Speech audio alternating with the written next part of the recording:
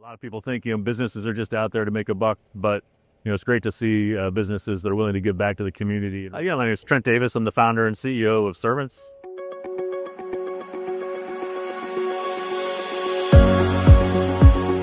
Servants is a local nonprofit, and we do home repair and maintenance work for people with disabilities and older adults who need home modifications or health and safety repairs. So the homeowner reached out to us because they had some repairs that needed done inside their home.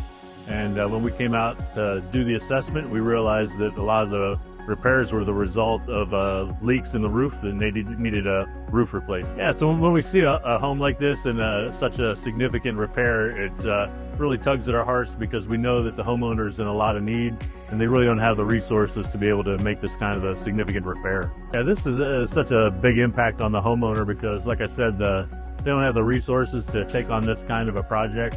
And so it just provides them so much hope and gives them that little boost that they need, and they can stay here in this home for years to come. Yeah, it's really great to have the businesses in the community like Joyland and GAF who are willing to give back.